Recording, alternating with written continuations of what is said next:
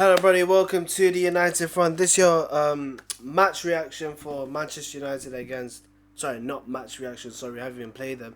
Match preview for United against Bournemouth. Our second game of the Premier League Summer Series. So, as you guys know, us beating West Ham 2-1. Obviously, during that game, Bournemouth beat Everton 3-0. So, obviously, I had a look at Bournemouth, how they set up. Obviously, they lost players in Zabrani. I mean, Zabrani is obviously linked to PSG, so you probably might think that would happen. Dean Hudson obviously went to Real Madrid. Kirk has going to Liverpool, of course. So they have lost, you know, key players. Their best players, you could say. So, but I mean, just looking at the back four, they played like Triffett from Ligon, Senesi, James Hill, who's like, I don't know how to describe it, but like Levi Colwell, not saying the same quality, but talent wise for Bournemouth, and obviously Adam Smith. They did sign Petrovic from Chelsea. Um, Obviously, everyone knows Atara, Ivanison, obviously on the bench, Alex Scott, Julian Araujo, who was doing an interview with United channels, and obviously Philip Billen and Semenyo. Um, I mean, I did mention Zabrani. He was on the bench, but apparently he was having links to PSG. I don't know how's that gonna go through, but um, pretty sure he might stay at Bournemouth. But who knows? Probably in the transfer window he might, leave tomorrow. So yeah, they have lost key players, but the question is obviously this isn't a preview I would do if we were playing Bournemouth in the league right now. But where would you put Bournemouth? I mean, I wouldn't put them near relegation zone, but probably lower mid table, because of losing key players like Kirkes and Dean Hudson. And obviously Kepa's not there no more, so that adds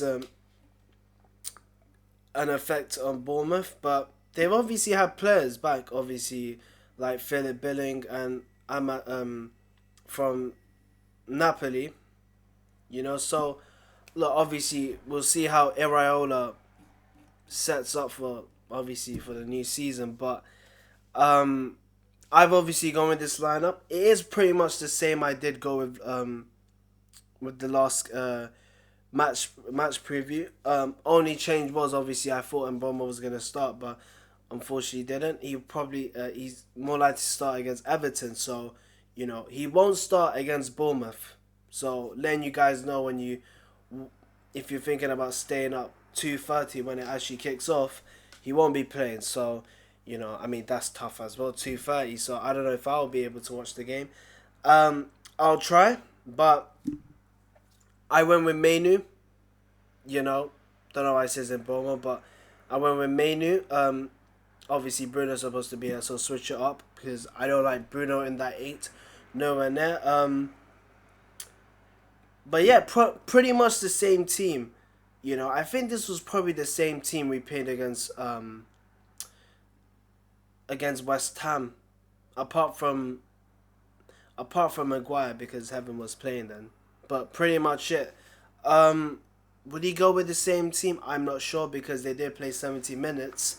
It wasn't like first half same team, second half a complete new team. So I mean, who knows? Maybe in terms of this game, I'd go with completely strong because I think Bournemouth are probably the strongest between Everton and West Ham for me. Not because we beat West Ham, it's just I think Bournemouth, where they finished, and I think they're completely better Everton and West Ham. So, despite losing a lot of players, I think, I think they can still, well, not go into Europe places, but be in that mid-table spot. So, but I did go with a 2-1 win. I mean, pretty much the same result we got against West Ham. But, I mean, I would have gone with a clean sheet, but I mean, I just saw something from the defense and between midfield. There were times when Maino and Ugarte were pressing, but then you'd always have one player behind them, which would be the striker or an attacking midfielder, and you wouldn't see Delict or whoever was in the center of that defensive role not pushing aggressively up. So I think that's one thing we need to work on. As I said before, this is why Amrin wanted prefers a ball playing defender. Someone who can step into midfield. But Delay can't do that because he's a proper centre half.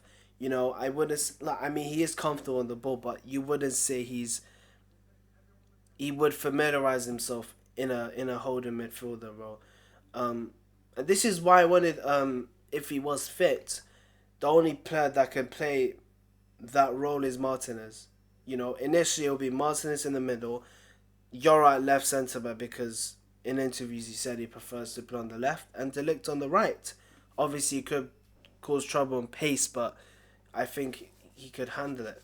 You know, but obviously Martinez is injured. Apparently he was supposed to come on tour. But obviously he wouldn't start against Arsenal. But just to get fitness up, but we haven't seen any of him. So, you know, I went with a 2-1. I went with Bruno and Rasmus. I thought, why not? I think Rasmus had a great, not a great. I'd say he had a good game in terms of apart from the goal. I felt like his all-round play was better. Otherwise, goals. I mean, it's still a problem, but I feel like his all-round game, pressing, working hard, protecting the ball, and obviously trying to take on players. I think he does well. Obviously, it is a big season for him because is it his last chance playing at United? Obviously, we're still in talks with Sesko, but this is probably the time where he impresses the manager. And I did say this before. I don't mind getting Sesko, even though I prefer an experienced striker. But if there was one man that could turn a young striker into a absolute world class striker, it'd be Amram. He done it with Gyökeres. So many people have been saying it. It's not even Man United fans. It's Arsenal fans as well. He wasn't that great at Brighton, to be honest. I mean, wouldn't say great. He was hardly even featuring for them. Did decent at Swansea. Had a good season at Coventry, which made his move to Sporting. Obviously, we all know what happened there. And obviously, his move to Arsenal explained it all. Amrin did that. Amrin made him to this goal scorer. And people can say he was in a league where it was easy. But then you wouldn't be saying that. But that's the thing. He was doing that in Europe as well. Such as his hat-trick against City. And I know people are going to say it was 2 penalties and a defender that was young. But still, it goals matter. I know it wasn't a City that everyone used to fear, but you beat what's in front of you. And obviously, I think I don't know who won that day. I think probably Leipzig, but when Sporting were playing Leipzig and Sesko scored in a game, so did Gyökeres, and he came off the bench. So this kind of thing where he only scores against players that were in the Portuguese league, he did in Europe. So but I hope Amrin turns him Højlund into the same player as Gyökeres is. That's why we kept thinking to ourselves, what if we have Højlund as our Gyökeres? And I hope obviously make a name for yourself and everything, but I hope we do get a caliber striker of Højlund because there is potential in him. It is in the goals. It is in the him being clinical enough. It's just confidence, all round play in terms of link up play, the basics. He is raw, but there is a player in him. We've seen this before. We've seen him doing the Champions League. His first season, I think he scored 16 goals.